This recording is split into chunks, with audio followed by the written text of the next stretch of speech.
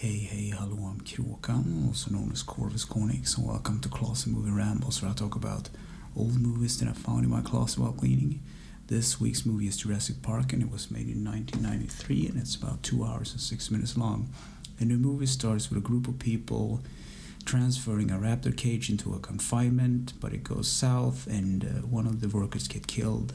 And then some time later, a lawyer or an investor arrives at a dig site where some other workers have found a mosquito encased in amber. And this is important to the plot because the mosquito is carrying dinosaur DNA or dinosaur blood. So then we cut to Montana of a group of people digging up bones and fossils. Dr. Grant and Dr. Settler. And they're digging through like the soil and everything, and Dr. Grant explains that, or he has a theory that raptors, velociraptors, these big lizards with claws, are actually related to birds because of how the bone structures are made, and people laugh, and this little kid comes up to him and says like, well, they don't look like harmful, they just look like big turkeys or chicken or something. And then Grant scares him and he pulls up like a raptor's claw, and he makes some fake incisions on the boy's stomach, and it's really crude and really unnecessary, but Dr. Grant doesn't like kids. And then a shopper arrives and they have to cover up the dig site because it's dust all over the place. And then they go back to the to their caravan, and they find a guy there that's like corking up the champagne basically, and this is the guy that actually sponsored their dig project in the first place, and his name is Hammond, and he offers them to go to his new opening park that will open in a few days, and he basically needs their approvals as dinosaurs expert for some reasons. I don't know why. And then we cut to a guy in a tropical area called Dennis, and he's a data specialist, and he gets a bribe so that he will basically steal some dinosaur's embryo from Hammond's park. So there's like this rivalry between companies and whatnot. And then a helicopter ride later, Hammond and this doctor called Malcolm, Dr. Settler, Grant, and the lawyer from earlier, and they land on this island, and they go with like a jeep tour, and this is the island where there actually is or are dinosaurs. So they stop in a big field, and Dr. Grant gets out of the car, and there's this big like four-legged dinosaur. I think it's called like a Bronchiosaurus or like something it has a big long neck, and it eats from the trees. And Dr. Grant is fascinated to see a real dinosaur because he wouldn't believe it at all. And Hammond speaks to him, and it's one of those funny scenes where Hammond actually says like, we have a T-Rex too, and it always makes Dr. Grant faint, and it's kind of this funny scene.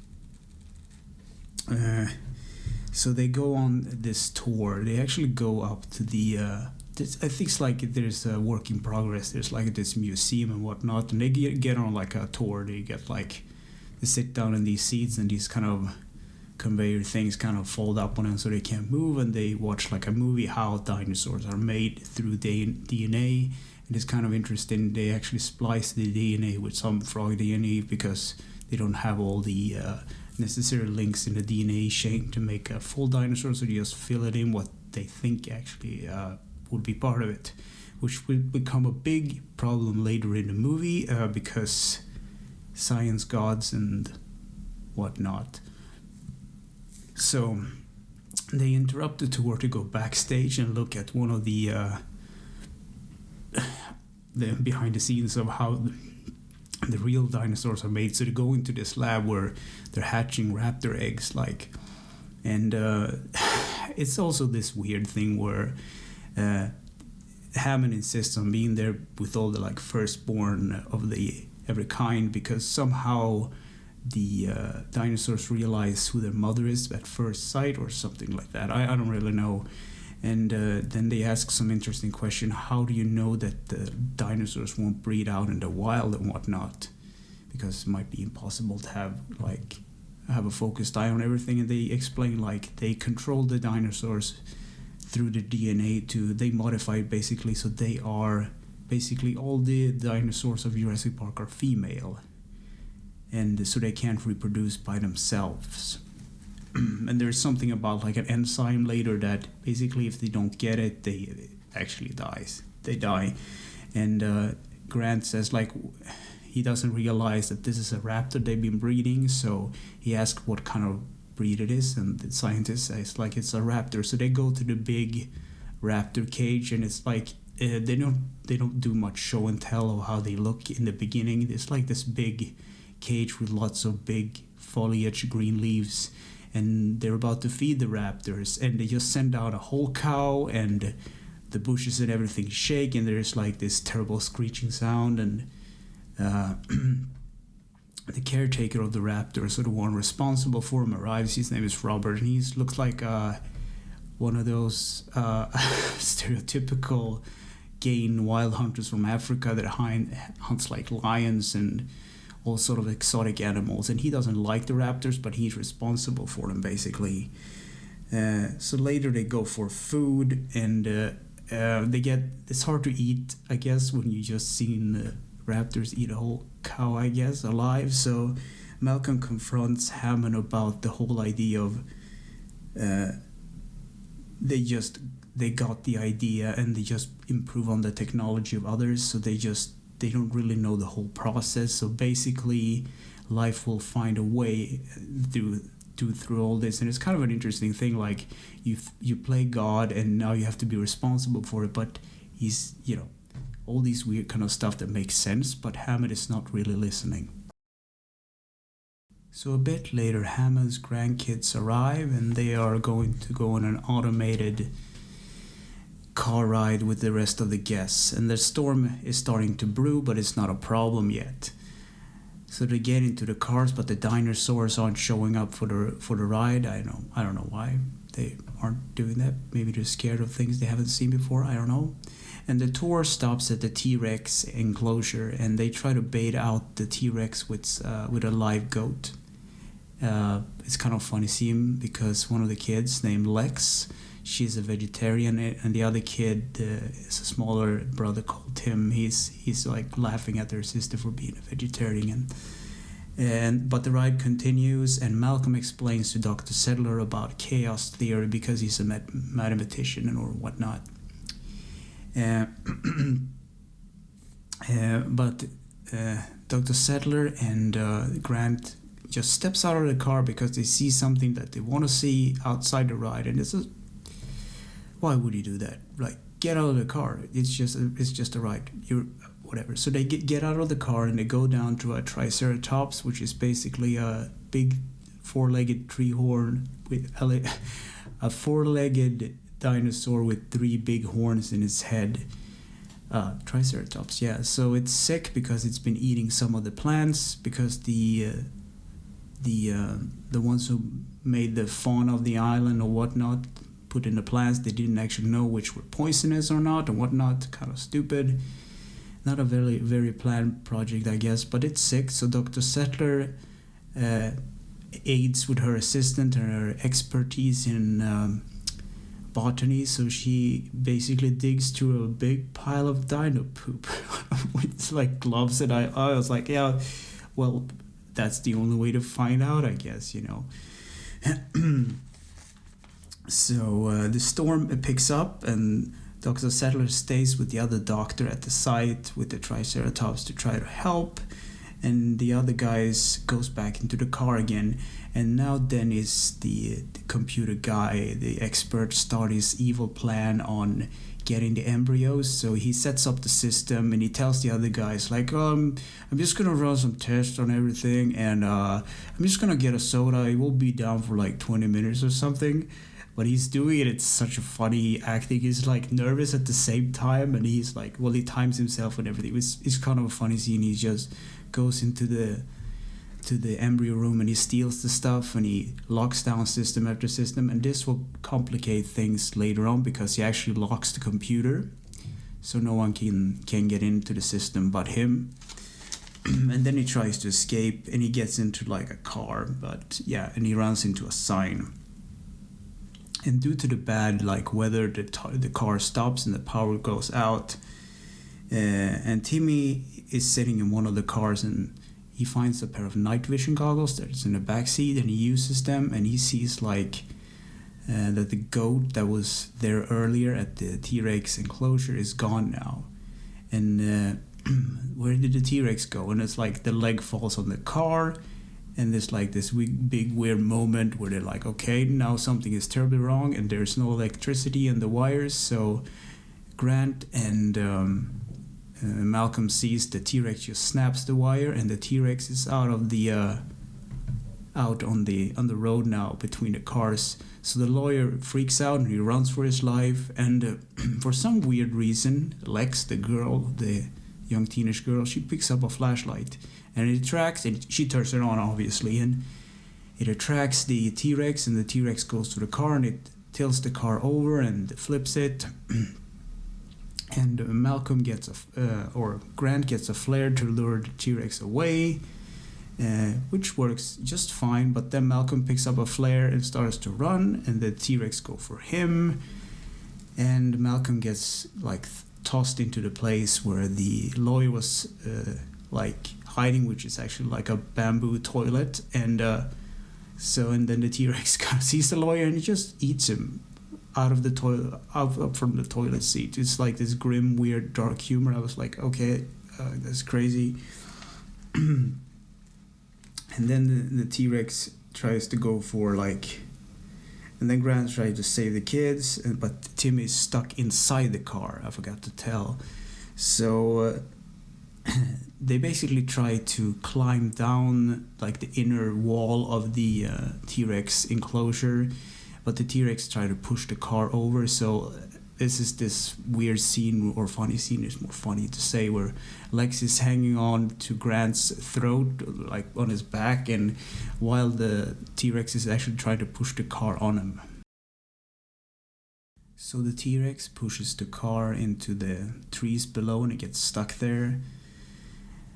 And Robert and Sadler goes to save Hammond's grandkids on his orders, and Dennis tries to drive the Jeep down to the docks to deliver the embryos, but he gets stuck in the mud, and he tries to pull it out, but he gets killed by a poisonous dinosaur.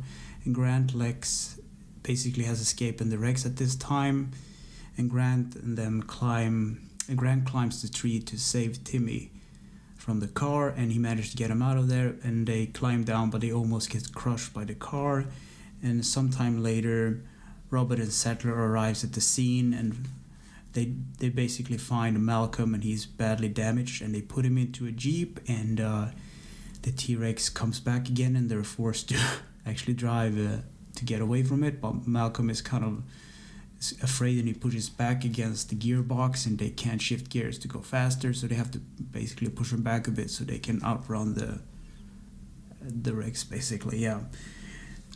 So Lex, Timmy, and Grant climbs a tree, and Timmy says that he hates trees now.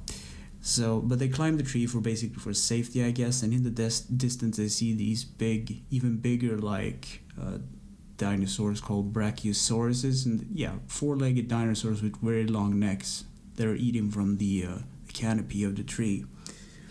And then cutting to the cafeteria, where Hammond is basically eating ice cream because the power has went out, so there's no point in spoiling perfectly good ice cream. So he eats ice cream, and Dr. Settler arrives, and he talks to her about his vision that he wants to rebuild the whole thing again, which is kind of a sad scene because so far nothing has gone well and everything seems to be going down the drain, but at least the ice cream was good. And as he always said, I think it's like he's saying like spare no expenses. So the next morning, Lex, Timmy, and Grant wakes up in a tree, and one of the brachiosauruses are eating from a branch nearby, and Vegisaurus, I think they call it, like, because it eats veggies, and it sneezes on because I thought that was funny because just for fun and effects, I guess. And then sometime later the system shuts down and gets rebooted, but they have to manually flip on the fences and stuff, all the the power grids, like the basic different power grids, they have to be switched on manually, so they have to go down to a specific place to do this. So one of the computer technicians, played by Samuel L. Jackson, goes down there. I think his name was Arnold. He's mentioned by name sometime in the credits, I guess, but he goes down there, and then Grant, Timmy, and Lex walks into a big field, and they see a group of dinosaurs, like turkeys, running at them, and they're called Gallimimus, and they basically have to hide behind like a, well, not a rock, what do you call it? Like, it's like a fallen tree. Like a big rock falling tree or whatever. Well, a big falling tree, a tree that's fallen down, and the herd kind of rushes, over the log and everything, and a T-Rex is right behind them and basically takes one of them out. So Settler and Robert heads for the breakers because they haven't heard from Arnold in a while. And when they're going to the break room, which is outside the facility, they see that the raptor cage is broken wide open, and Robert tells Settler to just run for it to the break room. And Grant, Timmy, and Lex arrives at the T-Rex fence, and the power is off, so Grant makes a joke, as the kids doesn't see it, it's on, that he basically touches the fence and he just shake it, and they get scared that he was like getting fried or something, but it isn't. So, and then they hear the T-Rex roar in the background, so they start to climb the fence. And then Settler turns down the breakers one by one, and down the list is like the T-Rex fence. So as she turns around, it starts to blare and everything, and Timmy tries to climb, but he's like all behind, and he's forced to jump, and he gets electrocuted and falls down on the other side, but he's fine, by the way. He just needs some CPR, and he's up and going. I mean, there's probably not that much electricity in like a fence that is supposed to hold back like I don't know, 600 like tons of dinosaur. Nope. So Settler is forced to run from the raptors, and Robert gets killed off because the raptor are using tactics against them. They basically hunts in packs. Grant, Timmy, and Lexi arrive at the entrance or the restaurant where they find food, and Grant leaves to do something. I don't know why or what. Maybe find the other survivors. And he's reunited with Dr. Settler, and the raptors are near, and they so Lex and Timmy are forced to sneak into the kitchen. The raptor follows, and they manage to trick the raptors, and one of them actually gets trapped in the freezer. So they're all united now, Dr. Settler, Grant, and Timmy, and Lex. So they try to lock the door behind them in the like communication room, but the systems are off. But you have to like activate them now. They're on, but they're not activated. I guess what I'm trying to say. So Lex goes on one of the computers, and because she knows a bit of Linux or Unix, she actually knows what she's doing, and she managed to lock the door. And Grant. All systems are on now, so Grant basically picks up a phone and calls Hammond and tell him to call a shopper to pick them up, basically. So they try to escape down to the jeeps, and they get attacked by the raptors. And there's like this chase scene. They go through like some ventilation, and they end up in the control room or whatever, and then they end up in the entrance, the lobby. And when all hope seems lost, the T-Rex arrives to save the day. So I guess you can say like the T-Rex is like the main dinosaur of this movie and the main hero. Maybe like Godzilla is like to the Godzilla movie, not the hero all the time, but like the star of the movie. Like, yeah, that's the better word of the phrasing of the word, like the star of the movie. So they manage to get down to the jeeps and later to the helicopter, and Hammond looks back one last time at the whole thing in this kind of this sad but bittersweet moment. He realized that all that he's built and everything has been crumbling to dust. So as they're all sitting in the helicopter, Dr. Settler has this revelation that Basically, Grant likes kids now because there's Lex and Timmy are falling asleep on him, where they're all exhausted from adventure, and he's not having a problem with it. Within the beginning of the movie, he didn't even like kids, even torture him with raptor claws and stuff. So as this happened, they see like a rare flock of birds fly by, and the chopper flies into the sunset. So what do I think about this movie? It's actually a really good movie, and it was made in 1993, and effects back then weren't as well developed as they are today, and there's a little bit of CG in this movie, but this is like this early kind of CG that's you can spot it a mile away. But the cool thing about this movie is that they used big animatronics, like the whole close-up of the Rex when it's trying to push the car, and when they flash the T-Rex's eyes with the flashlight. Those are all practical effects, and this huge like several ton rig of steel, latex, and all these animatronics is pushing this car around. And if you know that the whole kind of like effort of making it, because today they was like, make it in a computer, put the CG lizard in there, and we'll call it a day. But it's actually cool when you know how the things are done. And I think some of the like effects with the raptors are actually people just in raptor shoes walking around, and others are like stop motion, where they like painstakingly move a frame at a time. So this movie is like a testament to filmmaking, in my opinion. And funny thing, when I was supposed to talk about this movie, I always go like through my shelf. I go I have like a special category system. I always put the same category of films in the order they were made. So I was like, I went backwards to forward. That's how I do it. So I ended up with the most recent film and I was like, this movie isn't that good. So, and the other rule is I always pick like one or two of the franchise or whatever. So I was like, okay, I picked the first one because that one is actually good. The last movies are more CG fest than anything else. So I can definitely recommend this movie. It's still a classic. If it's on, watch it. So anyway, thanks for listening and or watching, and take care.